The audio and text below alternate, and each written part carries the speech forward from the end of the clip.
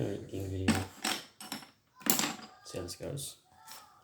I don't really have any conversation topics. I should really get into it. Whatever. Next video I'll probably do that. Oh, we could just talk about the carrier in this one. That's probably what I do. If you somehow... God, my brain is not working this morning. If someone found this video, thanks, I guess. It's weird. I don't know what to say. I highly doubt anyone would find this video, like, actually watch it fully, so... What's at this monotone voice either?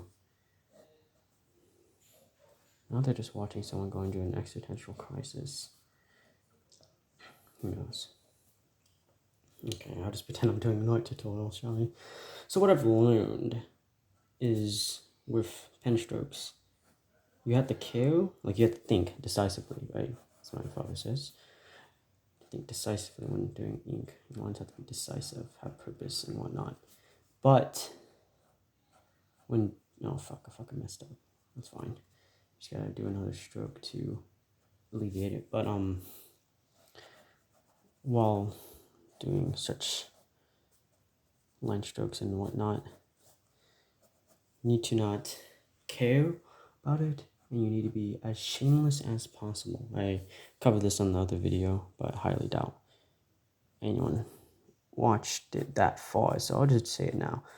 When you're doing inking, you have to be confident, shameless, and decisive. What does that mean? Simple. You think, you do, and you don't look back. Maybe you do look back for a bit and you're like, oh, I could have done that line better, but other than that, no. That's how you learn. Make mistakes. So many mistakes, but so many changes and fixes. So this character, if anyone's wondering, is Mystery Mystery Mystery. He has a name, and I highly doubt when I actually start making my future project, which is going to be a manga, hopefully. Not hopefully, I will make a manga, and nothing's going to stop me. Even if people view the manga, I'm going to make a manga. Technically, it's not going to be manga because manga is Japanese, but you get the point. I will make it. And what's going to be about is basically this guy going through the path of God, a measly assassin, and his path to becoming God. I mean, it sounds cocky, but his whole life, his life is basically controlled by this eccentric being, and he cursed it. He was like, fuck you, God. But, no one knows if God exists. But in this world, it does.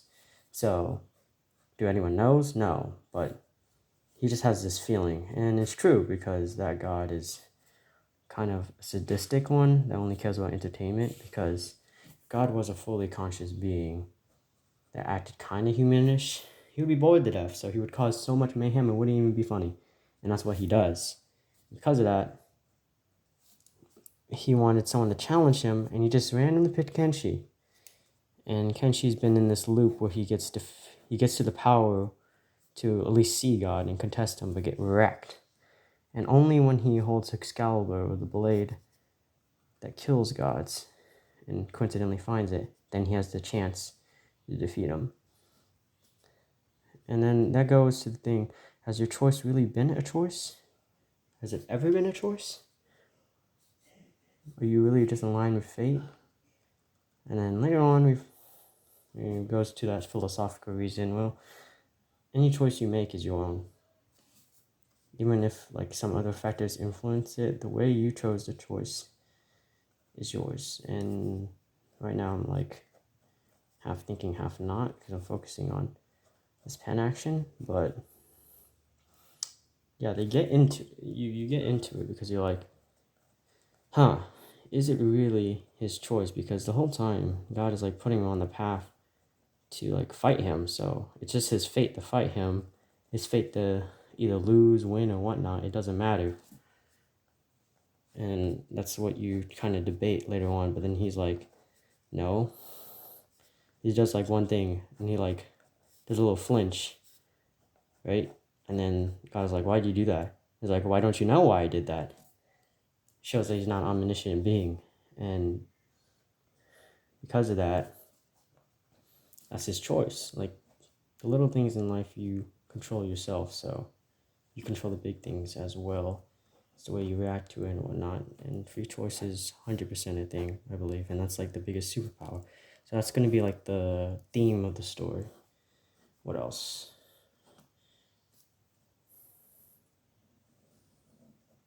Oh yeah, this character. Who is this character? Well, how do I explain this where I sound not intellectual, but sound like I'm humanly sane? What is this story? So it's pretty crazy. So God is God, and he rules over multiple dimensions, and he has one dimension where he just has fun, and because of that, there's these other dimensions. Well, this guy's from another dimension.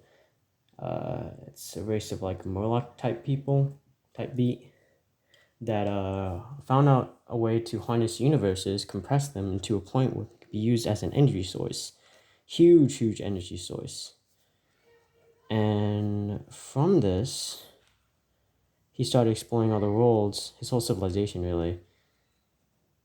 And once they had enough power to explore other, well, first it was planets, okay? First it was planets that they compressed, and they finally did enough planets in galaxies where they could go to another world. And he was like the head scientist.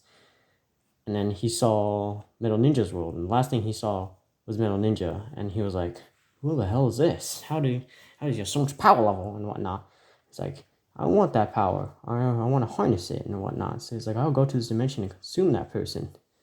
But right when he saw that, God just stepped in on that machine and was like, "Oh, interesting, but I won't let you ruin my fun," because he's watching Metal Ninja do his thing, and he doesn't want anyone interrupting it. So he's like, you there, you've done a little bit too much, peeking and whatnot," and he literally destroyed his world and universe. But because this guy's a sly motherfucker, he was able to use the portal at the last second, transport himself to Metal Ninja, and hide secretly, slowly gathering power to fight Metal Ninja because he thinks Metal Ninja is the problem and the reason why, but it's really just God just playing on the strings of mortals.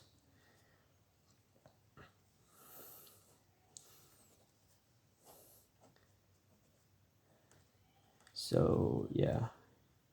So this is just an advanced tech suit that could harness the power of planets and whatnot. He never told anyone about this project, so that's why God didn't really know. Even though God's supposed to be kind of omniscient, but he's not really omniscient in this one, because in this one, he only cares about the things he wants to care about. And I guess that doesn't make him God, does it? But it does, because he's omniscient. He's not omniscient, but he's a very powerful being that could just instantly wipe you out and whatnot. Damn, so much God talk. So I'm your teacher. Kick me out of the classroom. I'm just kidding. So with this guy having so much power and whatnot, and hiding and whatnot, he needs to gather his power, so he starts deleting planets and universes secretly, of course, when God is distracted and whatnot. But I gotta find out, but he doesn't care. He's like, oh, this is interesting. Let's see this guy fight Metal Ninja, shall we? So he lets him off the hook. And the thing with this guy's suit, each of these are like universes, essentially, or like galaxies. So they have a lot of power and whatnot. And that's Metal Ninja's only weakness, because he's literally a non-hollow being. Because Metal Ninja is a suit, and he's made of metal, and the only weakness is basically lightning, which is useful, because the main character's power is lightning, so it kind of short circuits his suit, because it's made of metal and like the binding of soul. So don't ask how electronically works. It just does. I guess it just reverses the magnetism or something. I'll just say that bullcrap. So that's Metal Ninja's weakness, his only weakness, because he's the densest metal and he's heavy as fuck. So there's no way you could break through him. But he's also very brittle because he's made of metal and whatnot. But whatever. This guy uses the power of energy, just pure energy. So it's like almost like plasma. So it just melts through any metal like with ease and has like a tangible force where it could like break through shit. And then this guy's basically hitting you with galaxies when he fights you. And this is world builder mode. So his middle part, because in the end he was like, I want to resurrect my civilization and whatnot. I want it to, one day I'll revive it, the whatnot. So kind of like Brainiac, he compressed his universe like this. Are there people living in it? He doesn't know, but he just hopes there are. And this has the most energy. He hopes to revive this place one day. And this has all his planets and whatnot. His civilization, he thinks. He's not sure, but he says, with this, I'll find a way, okay? I'll find a way. It's a really hopeless, desperate situation, and it's greedy. That comes a point later, but I would never tell. I will never tell why that comes a point. But he becomes greedy for he's just greedy. He's just like, I want everything. I want my family back and whatnot. But he's not really greedy. He's just mourning, really. That's what everyone wants. He wants to exchange and bargain. It's like, one day I'll get enough power to revive my whole civilization, because power could do everything and whatnot. So he just gathers power and whatnot. And Worldburner mode is when he turns his only civilization, because this has the most power, and he starts burning it, basically using up its energy to then go into like this black hole mode where like it sucks up all the energy at a faster rate, which increases his fighting power significantly. And it starts burning these planets because it's taking all their energy. Like, usually these are self-sustained. If you keep them and you leave them alone for like a few years, it's fine. It's fine. Like, it's fine. It's self-sufficient and it gains energy sometimes, But if you start burning it too fast and using its energy too much, these planets start dying. So that's why it's called world burner. Because each of these are like universes of billions of people and whatnot, and they're just chilling. And this guy, sometimes he just, starts burning them. And he needs the power. But he knows this. But he's just greedy. He doesn't care sometimes. Well, he cares usually, but it's just that, like, when he's in a battle, he's like, this is to save this planet and whatnot. He has to burn these other planets that exponentially increases power. Because there's some very tough opponents he has to fight, even though it seems like he's kind of powerful than God, because he could just fucking blast shit apart, but he really isn't.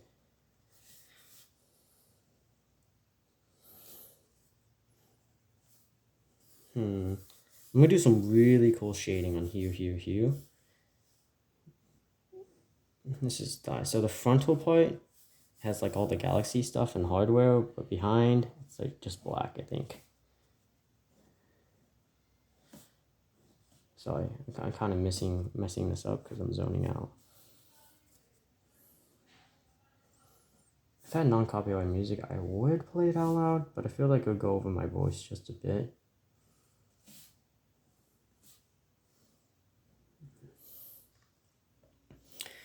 My inspiration for this thingamabob, I made this character like 5 years ago. My inspiration for this thing, you could all see, a lot of people probably think this is like, what's his name? He was from Spider-Man. He has like this gold helmet and whatnot, and like he has that power system looks like that. I did not get my inspiration from him, surprisingly, though he looks very similar to him. I got my inspiration for this character from obviously Iron Man, because, the fucking power system in the middle of your chest, like, come on. I definitely got that from Iron Man. And I got it from Halo Master Chief, because his helmet looked really fucking cool. So that's my inspiration and whatnot. I'm sure it's just mad easy to draw, except this. But yeah, it's Worldburner mode. I was gonna put in Aloy where there's more of him, but I just feel like him being the last one is just more. It just adds more pressure for him to succeed and whatnot, and him to be very like careful per se. Because if there was more of him, he wouldn't care about self-sustaining or not. But for some reason, I'm not sure if I'll make a solo spin-off story for him. But for some reason, other people are able to harness this type of power and have this type of technology later on, because he comes from a world of technology. So yeah, like there's a lot of technology around and whatnot. And when technology advances, this is the peak of technology, where it could like, literally absorb planets, literally compress planets and use them as sources of energy. And because of this, the world that Kenshi is in starts also having, not this problem, but this advancement in technology And then he starts noticing that, and he's like, oh shit, that's kind of wild, fam. Usually God stops that because technology's literally everything against God. Because it explains all the things he does. Whether or not that's how he does it, come later on. I haven't really finished the plot yet.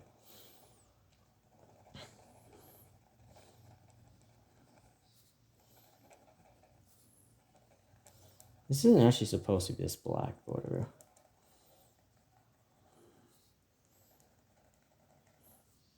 So if you're an aspiring artist watching this, and you want to become famous, I know it doesn't really matter much coming from me or whatnot, because I've only had 31 subscribers at this moment. But work hard, be unique, do whatever. I mean, be unique with a formula, and have fun. That's what matters the most. Have fun. Because even if the world falls and whatnot, and the present dwindles, the end is near. If you could just think at that moment and whatever you did a second ago in the past that you just had fun, so be it.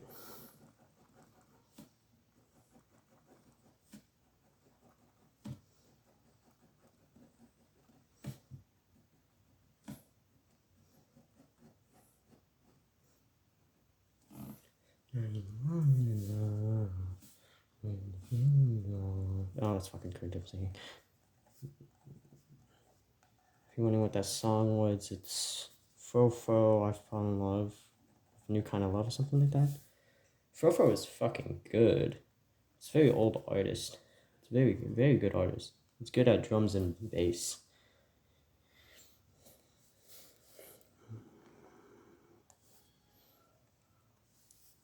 So these are burning worlds like this, but it didn't reach his hands yet because it takes a while.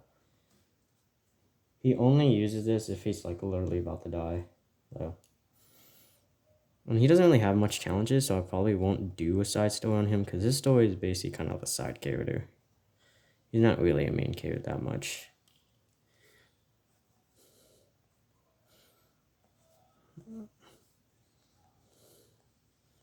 He just gives Kenshi like the ability to harness energy. Yeah, there's a lot of Kenshis in my story because I'm very unoriginal with these names. But that's mostly because they're all connected in some form or fashion. Oh yeah, he gets some of these like electric tentacles, which is really fucking cool. Kind of how like Aqualad could change the form and shape of his water blades. That's kind of how his energy works, and he could Tokyo Ghoul your ass, like hit you with it and shit. We could also turn those tentacles into like many things, like guns and whatnot. So yeah, it's pretty cool. Shit, I did it the wrong way. Whatever. We make mistakes. But it's fine. Mistakes aren't mistakes. They're just happy little accidents. Quoting Bob Ross. This is so monotonous. Jesus Christ. Monotonous. Monotonous? What is that word? Put in the comment section if you know that word. One day I have to improve my voice. Just talk better. But for now, this will do. Because I know this will probably be like only 5 views. Like and subscribe if you want to see more stuff like this. Oh my fucking so mega cringe, but it's not cringe, I think. Because like it's just really just promoting your channel and it increases the odds you get subscribers and whatnot. I feel weird doing that. Maybe I'm not ready to be a YouTuber. The next step of level gen.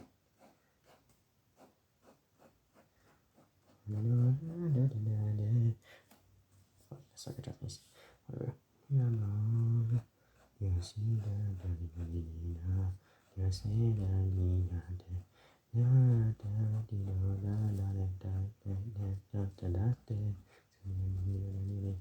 That's Ono Azura. It's where this VTuber blames the sky for her committing a love letter, I think. It's a really cute song. Could probably check it out. Hold up. Ano Azora no Sedai Pavoli Reni. Yeah, that's a song. I am probably going to become a VTuber later on. Unless I make a live stream, which is going to probably be in like 3 months. Because this UV is taking entirely too long. But I'm going to do a live stream. And if someone donates $20, I'll buy a webcam and I do a face review.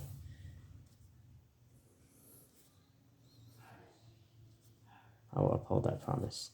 Now, if no one donates, that's fine. I'll just make a VTuber. Probably way later though.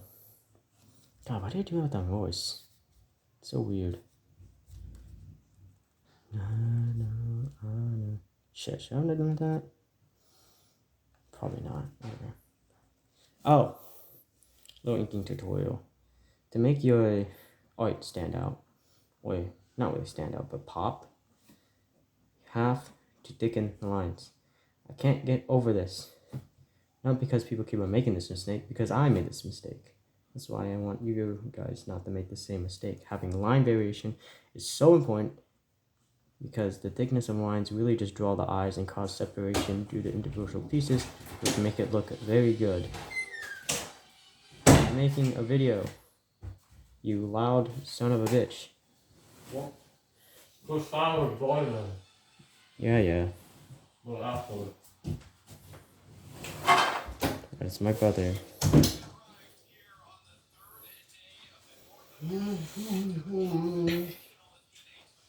Suck my balls. Yeah.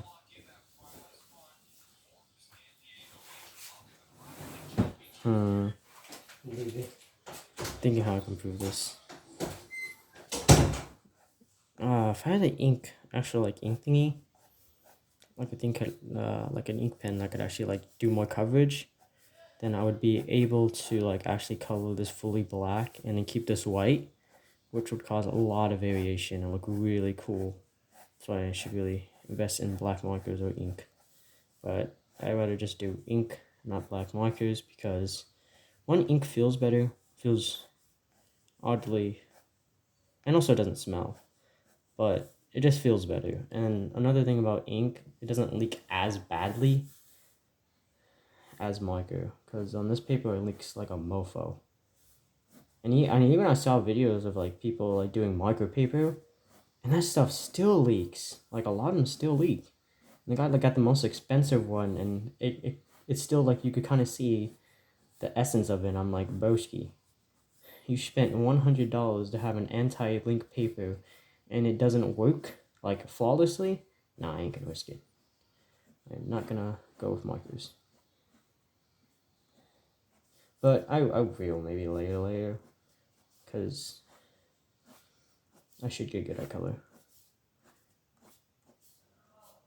But before I get good at color, I want to get really good at just black and white, because the thing is, the essence of shading and whatnot, you could do with black and white. And if you're able to, literally, manga artists do this all the time. They trick people into thinking a color exists. Like, it's weird. Because they're able to like change the shading of a character, and what type of character? I mean, like, change the character. Hold on. Can I speak English? Yes, I can. But they could change it. Oh shit! It's gonna fall. Hold it down. Okay. But they could change a character's shading or like level of shading on their hair to make it literally look like they're blonde, and I think that's wild. And you think, this person is blonde, and then you see them they're blonde. And then sometimes you just look at them, especially with character designs, and you're like, this person has wet hair. And then the person actually has wet hair. I think that I find that so crazy. But sometimes, sometimes I'm getting ahead of myself. And like, sometimes they're like, oh, this person also has fucking pink hair, right? Nope, has fucking green. It's wild. Sometimes it works, sometimes it hits, sometimes it doesn't. Oh, actually, I could do that, because that's actually pretty cool.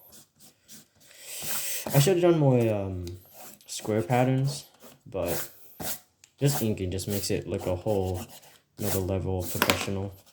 I didn't finish some of the lines and whatnot, so You guys are probably cringing over that, and I didn't thicken all the lines, so I'll do it right now.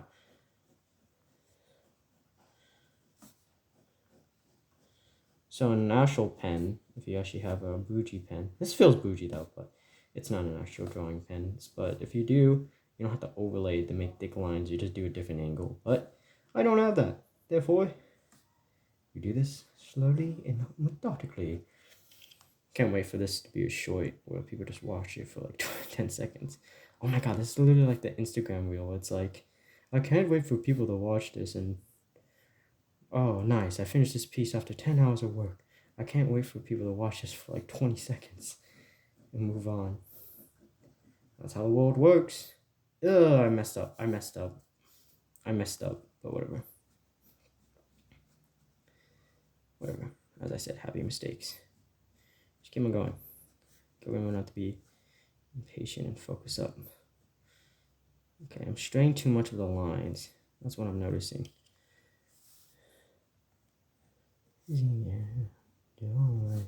This is beauty and the breakdown. This is also by Frofro. It's called Let Go, but a lot of people.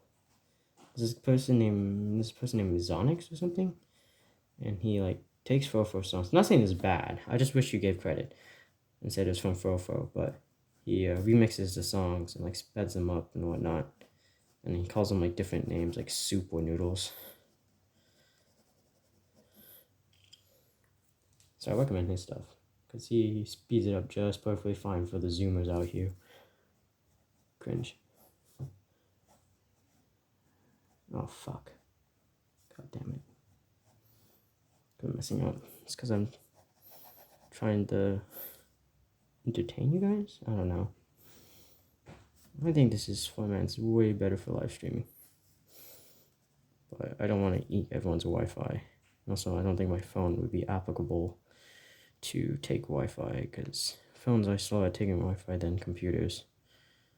Another thing you need to know that I'm really failing at right now is when you do line variation, you have to add shadows. So like thicker lines right here, thinner lines right here, even if this one's thicker than the inside ones.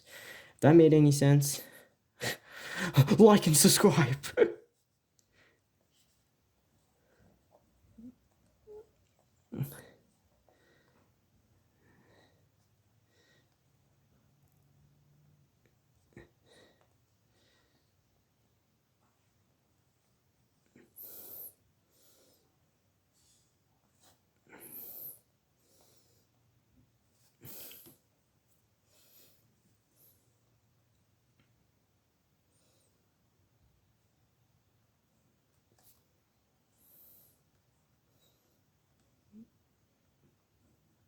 Other people would probably be like, oh, it's fine right now, where it is. I'm like, yeah, it is. And my old self would be like, yeah, I'll just stop here. But this is for the great algorithm.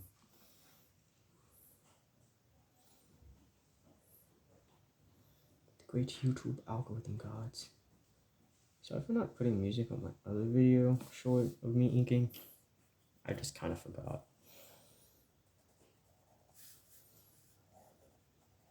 I have to add flame effects. I should have not done crazy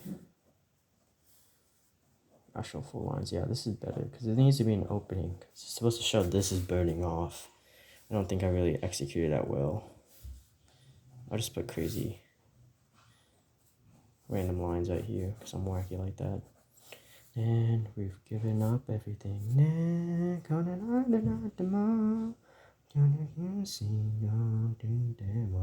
I definitely don't know Japanese. Yeah,